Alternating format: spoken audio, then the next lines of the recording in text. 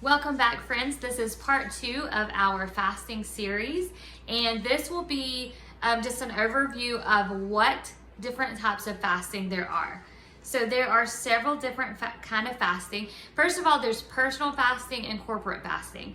A personal fast would be when you are fasting for yourself or a loved one, but for a specific reason. A corporate fast is when you are joining with other people, usually your whole church, and you're fasting together for your own individual reasons, but you're doing it at the same time so that you can encourage each other through the process. There's a ton of scripture that support that. Fasting, like Matthew 9:14 through 15 says why we fast, right? Corporate fasting scriptures you can find in 1 Samuel 7:5 through 6, Nehemiah 9:1 through 3, Jonah 3:5 through 10, Ezra 8:21 through 23, and Joel 2:15 through 16. What are the different kinds of fasts? First of all, understanding that to any fast that you do, the key is not the rules that you follow. The key to a successful fast and a successful spiritual fast is faith. Faith is the main component to any fasting. If you don't have faith, then you're just doing without, right? So you have to have faith in order for your fast to be successful. So there is a full fast, which usually means that you give up food for a certain amount of time and you only partake in water. It is a full fast, so there is no food. You can do a 1-day fast. You can do, which is 24 hours. You could do a 3-day fast. You can do however many days going without food and only having water. Some people also do it's still considered, you pick the number of days that you're going to fast and you stick with that, but you do go without food the entire time. A 3-day fast, which is also a very common fast, it can be a full fast, a Daniel fast, or give up one food item. I've seen it done all which way. Perhaps for the full 3 days you do without food and only have water, or maybe for those 3 days you participate in what's called a Daniel fast. We'll talk more about that later on. Or some people say for these 3 days, I'm going to give up one meal. I'm going to fast breakfast every day for 3 days. That would be included in that. You can do it that way. A partial fast is considered from 6 a.m. to 3 p.m. generally, which is considered sun up to sundown. So you're going to do any type of fasting if you want to do that. If you want to do a partial fast, it can be a Daniel fast. It can be a full fast. It can be giving up sugar for that whole amount of time for so many days. But still, you got to set your days. A Daniel fast, in a very quick overview, would be no meat, no sweets, no bread, and you eat fruits and vegetables. So if you've ever looked into a clean eating diet, that's more of what that is considered. And it goes from the book of Daniel, if you want to study in more of that, of when he is taken into captivity and he and his friends, they decide they don't want to partake in the food from the king's table. They want to honor their body as a living sacrifice to God, and they want to continue with the eating plan that they are familiar with as the Israelites. So it comes from Daniel. He's only going to eat those things that God has provided that does not include the unhealthy stuff like fats and what else, like fried foods. It would not include breads. It would not include dairy. It would not include cheese, of course. Sugar is out. So all the extra things would not be included in that. All right, so you want to be specific. Daniel was not vague in his objection to the Babylonian diet. He defined the problem immediately. The king's food was against the dietary laws. Daniel and his friends had vowed against wine, and the king's food had been offered also up to idols and demons. So, he had his purpose. He understood why he should not eat that food. It was not from God. It had actually been offered to idols. It's also against their dietary laws. So he decides that they're going to do what we now call the Daniel fast, but he was just following their specific dietary laws and continued on to do so. So be specific, have a spiritual commitment, and reflect on inner desire by outer discipline, right? You are giving an inner desire to fast and please God and to seek God, to be closer to God. And you are doing this through a physical act, as we discussed in the other.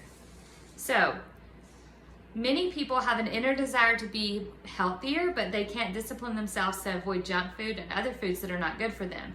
The physical health that you seek from God can be more than just an answer to a prayer. It could be the key to your spiritual understanding, right? It can be linked to many different things. The level of spiritual commitment is reflected in your constant prayer during the fast, and it can be a testimony to your faith. You know, it is an opportunity to show that you believe God is real, that you believe God hears your prayers, and that you believe you can have conversation and interaction personally with God. And people that are watching, you don't go around telling everybody, I'm fasting, I'm fasting, I'm fasting, oh, I'm so hungry. But instead, you just do it gently, you just do it with humility, and you do it with grace, and people will recognize it. They're going to recognize you're doing something different. They may ask you about it, and you can give them questions, or you can answer their questions about it. But you are having an opportunity to add to your personal testimony. So that's an amazing opportunity. Pray that God will reveal any sin in your life that may be hidden, such as spiritual rebellion, addiction, poor health, weaknesses, or weariness, but have a good attitude when you do it. So in James, we see that he says, are there any among you that are suffering? Let him pray. Is anyone cheerful? Let him sing psalms. So we should go about this with a good attitude. So we're going to ask God, is there anything in me that needs to be cleaned out and that needs to, I need to do better? Precursor to that is to understand that he will answer you, and it may hurt your feelings when you find out that you've been doing something that God is not pleased with, but it was unintentional. So now you can deal with it. You've been doing it in ignorance. Just deal with it and move on, and don't condemn yourself. Just thank God that he brought it to the forefront of your knowledge so that you can deal with it, right? So fast is a spiritual statement to others. Let others witness what a blessing your commitment to God will bring, right? So God will answer your prayers. How amazing would it be for people to see you fasting? They ask you some questions, you tell them, and then however long after, they begin to see that that prayer is answered. They will be able to, without you even telling them, they'll be able to see the link between fasting and prayers, right? That's amazing. So you will also, a side note, be able to see the effects that food has on your body. When you go without the fried, processed, over-processed foods for a little bit, you're going to find out that it wasn't good for your body. You're going to have more energy once your body adjusts to it. You're going to feel better, less bloated, less fatigued. Maybe you have less inflammation in your body. So there's a lot of benefits to fasting, and there's a lot of benefits to any of the kind of fasting. And it gives you an opportunity to reflect on what you have been putting on or putting into your into your body through food. So the Daniel fast in particular is the corporate fast that's very common among most churches. Our church is participating in a 21-day Daniel fast, and that will start on January 14th, and it will go for 21 days. We didn't start it at the first of the year because we want to start it together. Many of people that we've been around, they just haven't ever fasted in this way. So we wanted to take some time to really teach and preach and to give some resources and encourage everybody to fast, but to set them up on the right foot to start with. Because just to say you should do the Daniel fast and then give them a list of foods you can't eat is not going to be very helpful. So we've decided as a corporate fast, we're doing the 21-day Daniel fast. So I want to talk to you a little bit about that. So Daniel chose to reject the rich, indulgent foods that the king had in his place, right, that he offered, which would be meats, dairy, wine, and other delicacy. And instead, they stuck to the dietary laws they were already familiar with. So what is a yes? Fruits, vegetables, beans, whole grains, and water. Heavily lean on the beans for protein, because you're taking out meat, you're going to need a source of protein, which your body does need. So beans are a great opportunity. Lentils are a great opportunity for some good protein. Nuts, seeds, and oils such as olive oil, avocado oil, coconut oil, grapeseed oil, canola oil, walnut and sesame oil are all approved oils. I will tell you, if you're used to using vegetable oil for things and you need something that is able to handle a high heat, it has a high heat tolerance with a high smoke point so that it doesn't smoke real easily, I would encourage you to switch to avocado oil. We made this switch and it's been very beneficial, and it's super easy switch. You don't notice a difference in flavor or taste. It works just as well and you don't have to worry about it. Whole grains such as barley, brown rice, millet, oats, plain popcorn, quinoa, rye, sorghum, whole grain pasta, whole wheat, and wild rice. Those are all approved. Unleavened bread, which would be whole grain breads, flat breads that are made with no yeast. Sugars or preservatives are not permitted. Herbs and spices are all acceptable, so you can really use the flavorful flavor your food really well. I would encourage you to take this time to diminish your salt intake because you are going to be drinking a lot of water. So this is a good time to lay off of that and have it just a little bit. But also remember, you're going through a detox process during this fast, and you're going to be able to taste things differently. Remember I said that you will have a coating that can come on your tongue as a result of the detoxification process. Once that comes off, you're going to find that your flavor profiles have changed, and you're going to maybe appreciate some of these spices more than you did before. Drinks, you should mainly do water, but you can have 100% fruit juice. Don't overdo it and go crazy at every meal. Just have a big glass of juice. Use it sparingly, and remember, this isn't to be overindulgent. We are to show control. And what is a no? Meats, poultry, fish, and eggs, and animal products. Dairy products, any added sugar, artificial sweeteners. Some people don't include honey in their Daniel fast, some people do. So that is a personal preference that you just need to pray about and see if that's what you want to add. Can't have yeast, no refined grains like white flour or white rice. No processed foods, so that's some of our favorites like chips and candy and chocolate. Any of those microwaved pre-made meals, takeout, granola bars that are made in the stores.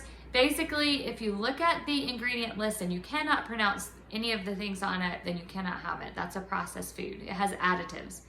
No processed also means that it has those added colors and flavors and preservatives. So we're trying to get away from those. You aren't supposed to have solid fats like butter, ghee, lard, margarine, shortening. No alcohol, coffee, tea, kombucha, soda, sugar, sweetened drinks. You're supposed to also stay away from fermented foods such as vinegar, soy sauce, and tofu. Again, this is your fast. This is between you and God. Whatever you feel that you should be okay to have and allow, you do it. If you don't feel that you should have some of these things, don't have them. For instance, I know some that are going to allow decaf coffee. They aren't going to have the caffeinated coffee, but it is a part of their routine to have the coffee, so they're going to still have their coffee. That's fine. Whatever you feel you're supposed to do, that's between you and God. I can't tell you that you can't, because that's more legalism, and what we're trying to do is honor God through our sacrifice. So I hope that all of these things have been encouraging and have made sense to you. I hope that you can learn from these things. If you need more resources, you can check our church website at ladderrangechurch.com, and you can see I've created a 7-day meal plan as an example for the 21-day Daniel fast. And then there is a downloadable link that links to all the recipes that are on the meal plan and some extras. The meal plan has 7 days of dinners, lunch, and breakfast, and snacks. So you can do that. Also, there is a downloadable list on our website that shows you the foods to avoid and the foods to have. And then there is a third document that you can download that gives you some links to some helpful resources throughout your fast that you are welcome to check out. So I will be praying for you. I hope that your fast is successful and that you grow in the Lord each and every day, and we will be praying for you. God bless.